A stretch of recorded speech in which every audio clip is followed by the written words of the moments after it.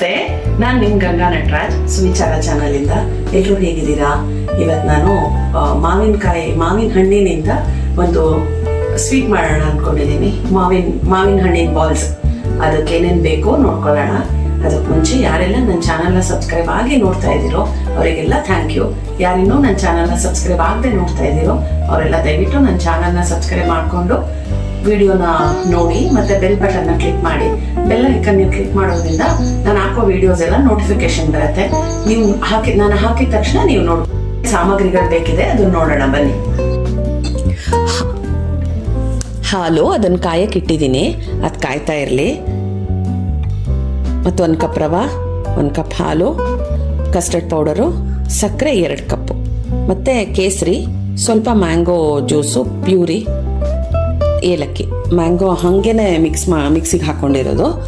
ಸ್ವಲ್ಪ ತುಪ್ಪ ಬೇಕು ರವೆ ಹುರ್ಕೊಳ್ಳೋಕ್ಕೆ. ಇವಾಗ ಬಾಣಲೆ ಇಟ್ಬಿಟ್ಟು ತುಪ್ಪ ಹಾಕ್ಕೊಂಡಿದ್ದೀನಿ. ತುಪ್ಪ ಕಾಯಿಲಿ, ಆಮೇಲೆ ರವೆ ಹುರ್ಕೊಳ್ಳೋಣ.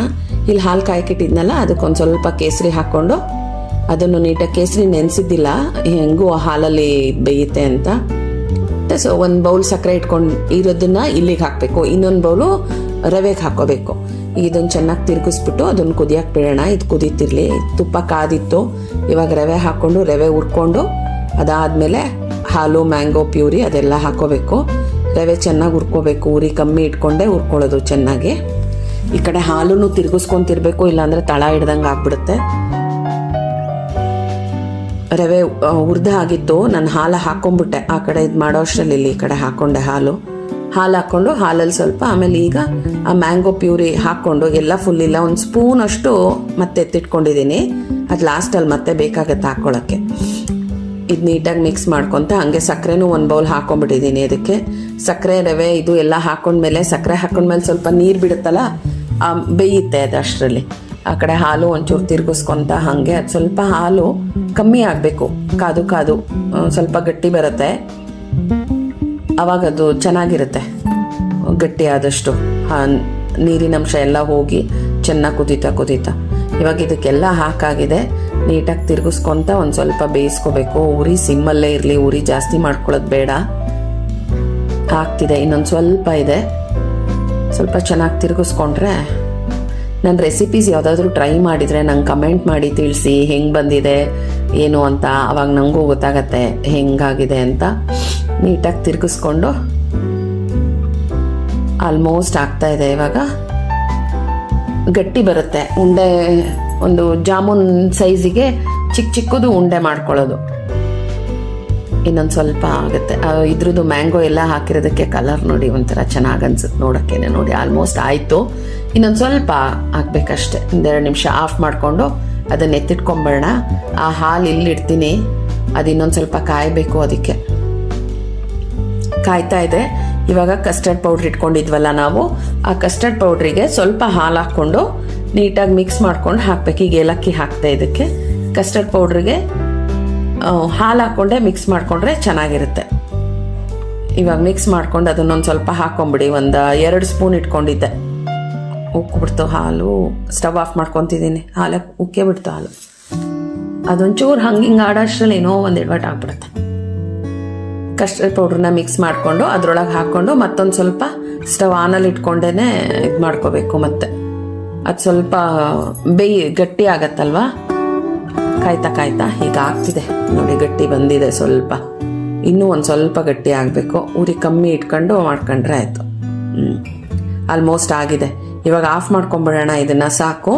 ಈ ಕಡೆ ಈ ರವೆ ಮಿಕ್ಸ್ಚರ್ ಇತ್ತಲ್ಲ, ಅದರಲ್ಲಿ ಚಿಕ್ಕ ಜಾಮೂನ್ ಥರ ಒಂಚೂರು ತುಪ್ಪ ಕೈಗೆ ಸರ್ಕೊಂಬಿಟ್ಟು ಚಿಕ್ಕ ಜಾಮೂನ್ ಸೈಜಿಗೆ ಉಂಡೆಗಳನ್ನ ಮಾಡಿಟ್ಕೊಳ್ಳೋಣ. ಸ್ವಲ್ಪ ಬಿಸಿ ಇದೆ ಅದು, ಅದಕ್ಕೆ ಒಂಚೂರು ಹಿಂಗೆ ಮಾಡ್ಕೊತೀನಿ. ಕೈಲಿ ಹಿಡಿಯೋಕ್ಕಾಗ್ತಿಲ್ಲ, ಸ್ವಲ್ಪ ಬಿಸಿ ಇದೆ. ಹಿಂಗೆಲ್ಲ ಮಾಡ್ಕೊಳ್ಳಿ. ತುಂಬ ನಿಧಾನ ಆಗೋದ್ರೆ ಅದು ಚೆನ್ನಾಗಿ ಬರಲ್ಲ. ಸ್ವಲ್ಪ ಬೆಚ್ಚಗಿದ್ದಂಗೆ ಮಾಡ್ಕೋಬೇಕು. ನೀಟಾಗಿ ಮಿಕ್ಸ್ ಮಾಡಿಕೊಂಡು ಉಂಡೆಗಳು ಮಾಡ್ಕೋಬೇಕು, ಜಾಮೂನ್ ಉಂಡೆಗಳ ಥರನೇ. ಆ ಸೈಜ್ ಇದ್ರೆ ಕರೆಕ್ಟಾಗಿರುತ್ತೆ. ಅಷ್ಟೊತ್ತಿಗೆ ಅದು ಒಂಚೂರು ತಣ್ಣಗಾಗತ್ತೆ.